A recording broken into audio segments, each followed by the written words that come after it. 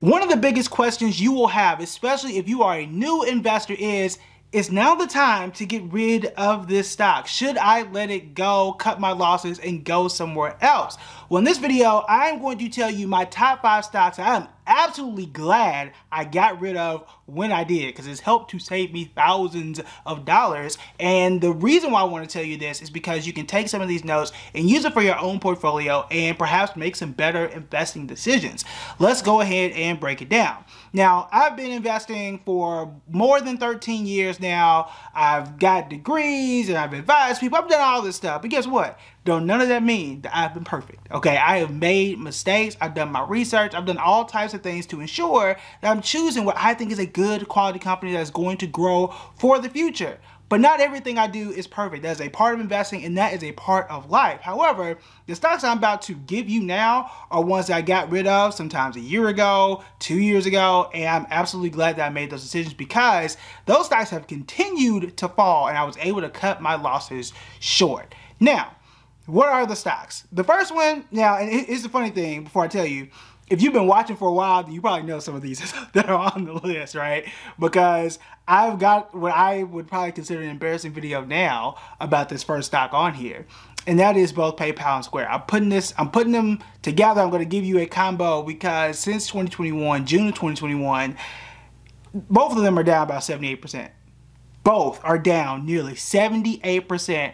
From the time that I did that video, from the time that I was so proud to have bought Square, I was so confident and so I don't know, I guess more confident than confident, right? That those companies were going to do better and continue to do well, that not only did I buy Square, I bought PayPal for my kids. That tells you how much I believed in that company. I did tons of research, and when those stocks started falling, I didn't have a good reason as to why. I still don't have a perfect reason as to why, because back then in 2021, going into 2022, people were spending more money, they were getting more transactions, they were moving into crypto. Maybe that's a part of why they started to fall off. Block had bought, what was it, Tidal. They were doing all of these innovative things, and people were investing so much, and they opened investing platforms that it just made sense. Remember, Square not only owns Tidal, but it also owns Cash App. People were using Cash App more than what they were previously. That platform was growing. PayPal owns Venmo. All these transactions and small business platforms that they had, there is no real reason in my mind as to why it's down 78%. But every time I look up, I get a notification that the company is down or hit a new 52-week low almost every other day. Again, do I like the company? Yeah, I still like it. But I don't like the stock, and I cannot touch the stock. I'm absolutely glad that I got rid of it when I did. This is why I use that 6-month rule to protect myself. I had it for 6 months. I said, look, this is not going in the right direction, and let it go. Year and a half, almost 2 years later, down close to 80%. Okay? Sometimes you just got to cut bait. Sometimes you got to let go of pride and let go of what you thought was right and say, this is not what I expected, and absolutely let go of something after a proper amount of time. So I had to hop out of that one.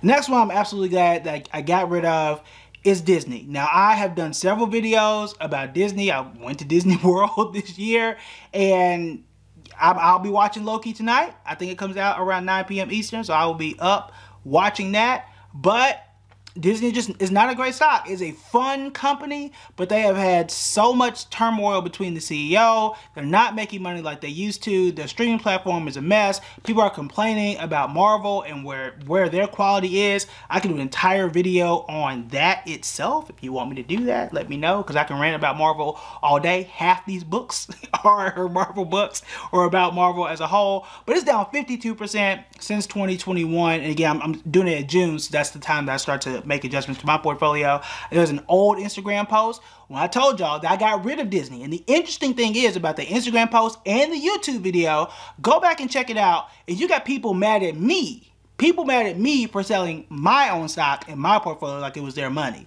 Okay, I took losses here. I took losses for Square, took losses for PayPal. I took a loss with Disney too. Here's the thing. I would rather take those losses way back in 2021, early 2022, than continue to hold it today. It does not make sense for me to continue losing money, because if I'm down 50, how much do I have to make just to break back even.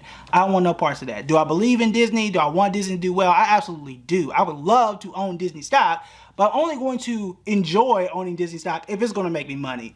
Okay, that's what we're here for. That's what you're here for. That's what I'm here for. I don't want to hold a stock that's going to continuously lose. So until Disney or any stock on this list start to trend in the right direction, I'm going to continue to watch them fall down the stairs until they decide to start walking up the stairs in the way that I need them to. Next one here is Target, which is ironically enough down almost the exact same amount as Disney, down 52%. Now, when I looked into Target and did my research for Target, it was a solid dividend stock. People were shopping. Remember, this was, you know, slightly we're moving out of the pandemic era, but people were still spending so much more money. We had more money in savings. People were taking on stimulus checks and had more jobs. People were spending a lot of that at a place like Target. Then things changed, and then they got even worse after that. They didn't manage their inventory correctly. Their competition started to do a lot better than what Target was, and I think Target is getting outmaneuvered. I've done an entire video on it, so I'm not going to go into super deep detail, but I'll look at its major competitors. Amazon. Amazon has a streaming service. Amazon has a membership service. Walmart, they partnered with a streaming service as well. I think it was Paramount Plus. They've got their Walmart Plus program, 2-day shipping, all that kind of stuff. Target does what? Right? Now, they did partner and not acquire a company called Shipt, S-H-I-P-T. I don't want to say it too many times because it's going to sound like I said a bad word. But they had a partnership with them. But again, are you seeing it advertised as much? Do they have a streaming service partnership? Is there a Target program where I can pay $10 a year or $10 a month or whatever it is to get things from Target to my home in a timely fashion?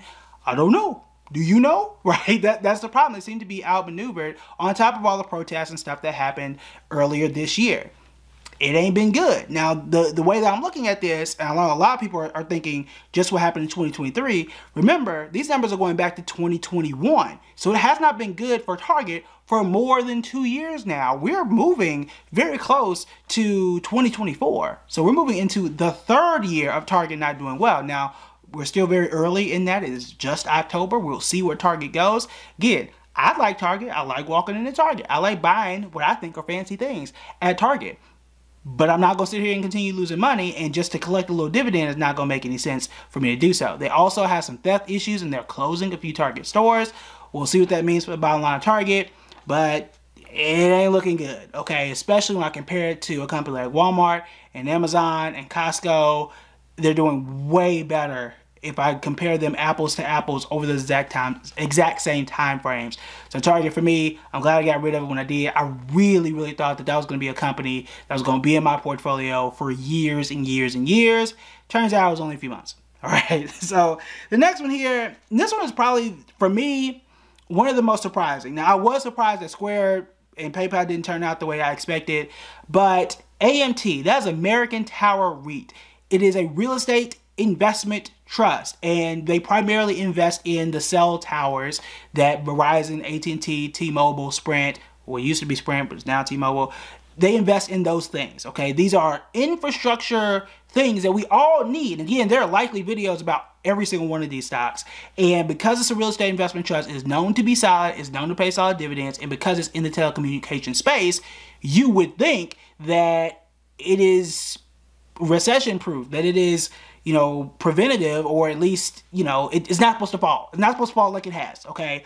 AMT is down 38%. And again, to tell you how much I believe in this stock, I had it in my IRA, my individual retirement account, okay? This is supposed to be the strongest, safest money, the thing I could absolutely bet on, go to sleep on, and not have to worry about getting rid of, okay? That tells you that, one, all these videos that I do, I usually have skin in the game, okay? I don't just put out stuff to be put it out. My members know, if you on public, you know that I put my money into it. And I tell y'all up front, hey, I bought this stock, I'm looking to buy this stock, so on and so forth. But I used to have AMT for years. Something happened. I really can't tell you what. Even when we started expanding into 5G around 2021, I would have expected that to continue to do better. And people aren't moving away from cell phones. We're not moving away from cell towers. And again, we're not making more land either. I don't know why AMT has started to fall off, but I wasn't going to be here to continuously hold on to it, even though it stopped working for whatever reason. And again, I had in my IRA, I almost never sell things inside my IRA because that's supposed to be the absolute best quality stocks that I can imagine, right? Apple's in there. Obviously, the majority of it is index funds, close to 80, actually more than 80% of it is in index funds, but I got a little bit here and there. Microsoft is in my IRA. I don't plan on getting rid of it unless something happened, right? But AMT was one of those. It was one of the first companies that I had, or one of the longest companies that I had in my IRA, I think. But prior to me getting rid of it, it was probably in there probably 4 years or more. And again, that just shows you how much I believed in that stock, and it had to go. It had to go. Don't let your emotions do math, okay? Your emotions, they don't do math at all. They haven't done those workbooks. They didn't go to school. Your emotions didn't go to school. Like, don't let them make all of your financial decisions. So I had to get rid of AMT. Another one, and this is one we've actually talked about on the channel, I'm considering getting rid of it for my kids, is Nike. Nike is down 25%. This is one that I had on public. Y'all saw when I bought it. Y'all saw when I sold it. And the good thing is, when I sold it, I made money. Now, every time I sell something and it's in a public fashion, where I tell people on Instagram or on YouTube, but especially on public, people are real upset at me that I sold Nike when I did. And in fact, I sold Nike and T-Mobile on the same day, if I remember correctly. And people were upset. You're going to regret selling Nike. It's not going to be the greatest thing. Nike is XYZ. And they are. Nike is still a great brand, one of the most preeminent brands on the face of the earth. You can't name 5 companies better at marketing than Nike. It ain't out there. But you know what else ain't out there? Profits for investors. Down 25% since 2021, since mid-2021. Again, we're starting at June.